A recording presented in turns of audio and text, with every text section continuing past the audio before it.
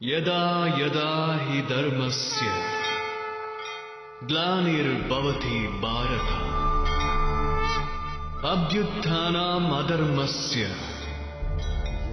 तदात्मानं श्रीजाम्यहम्.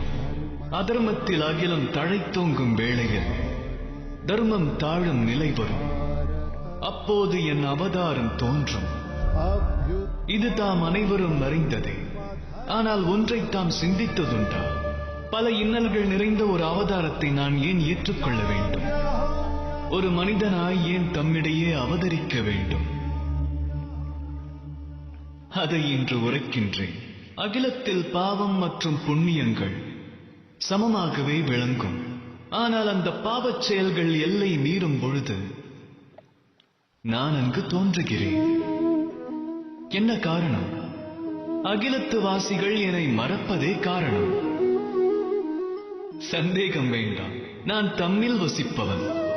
ஆனால் தாம் தம்மில் வசிக்கும் இந்த பரமாத்மாவை மறக்கின்றீர்கள். ஆகையால் தமக்குள்ளேயே சகலவித சக்திகளும் அடங்கியுள்ளது என்றுரைப்பதற்கு வருகிறேன். ஆனால் தாமோ எனக்கு மதிப்பளித்து நாவார அழைத்து சக்தியை வேண்டுகிறீர்கள். மன இச்சை அனைத்தையும் என்னிடம் வேண்டுகிறீர்கள். தமது சிரத்தையை நான் தவறுரைக்கவில்லை.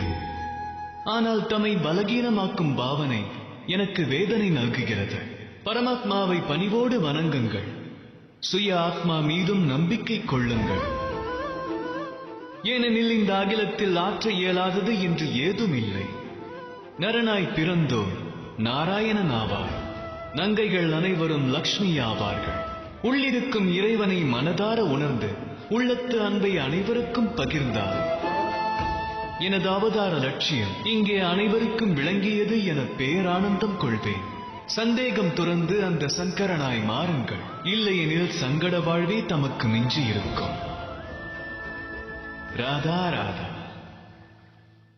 அகிலம் துக்கத்தின் ஸ்தலமே என்று சிலர் தமக்கு அறிவுரைகள் வழங்கியிருக்கலாம்.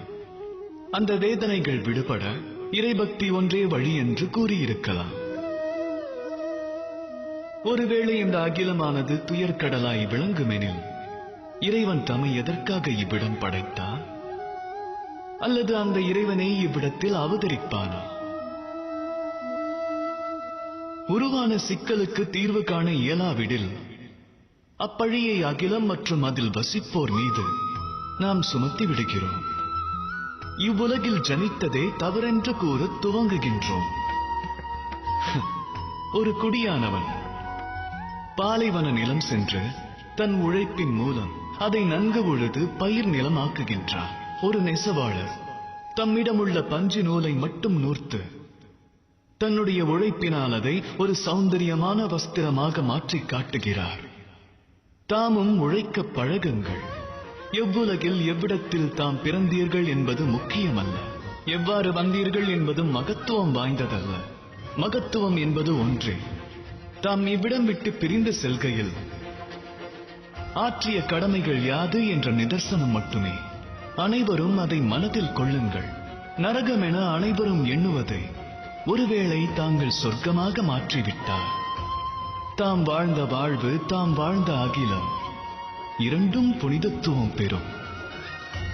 ராதா ராதா.